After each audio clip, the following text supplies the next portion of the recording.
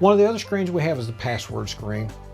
And this is where you set up your operator password, 1, 2, 3, and you give them unique passwords here. For example, operator number 1 in our example here is set up as 1, 2, 3. Operator 2, 1, 2, 3, 4. Operator 3 is 1, 2, 3, 4, 5. Now, if I want to change this, I can go in here and I can put in any kind of alphanumeric value that I want. So I can make those changes here in this screen.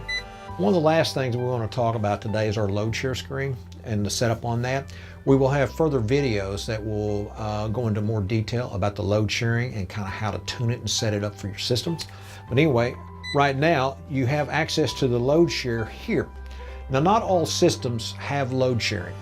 If you have purchased load sharing will be made available upon shipment.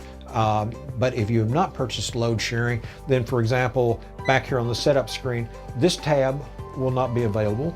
And when you go to the main screen, the load share tab will not be available. So these items show up here.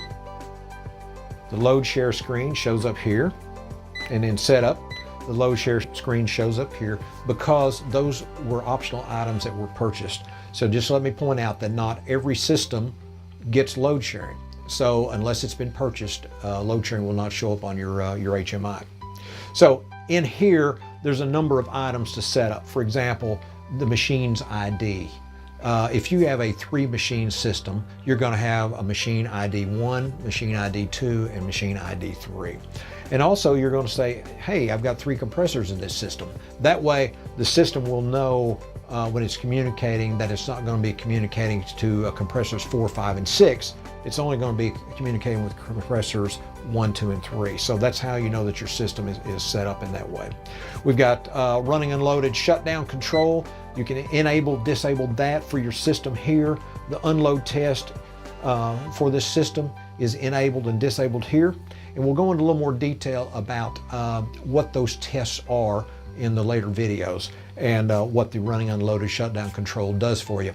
But in essence, the load sharing system is this.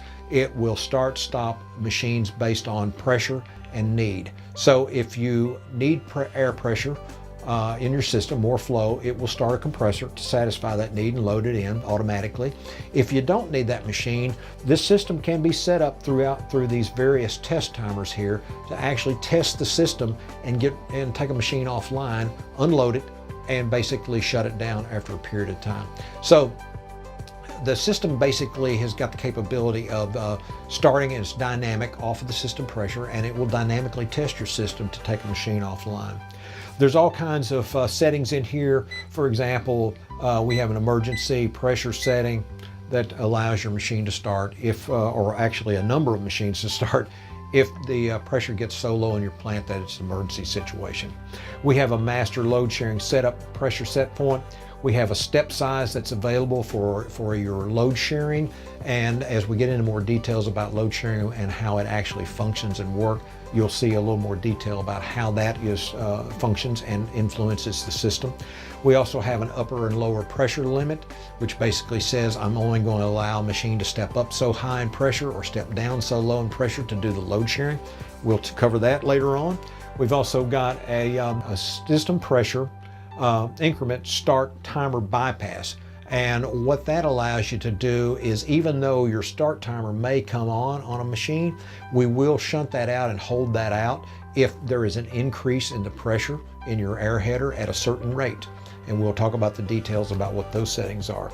And then we have an emergency, not an emergency, but a low pressure start. So if your air header gets down to a certain pressure during the day, it'll actually bring a machine online and then keep your air header pressure elevated. We've got the machine sequences over here. We've got start and load delay timers that can be set up here.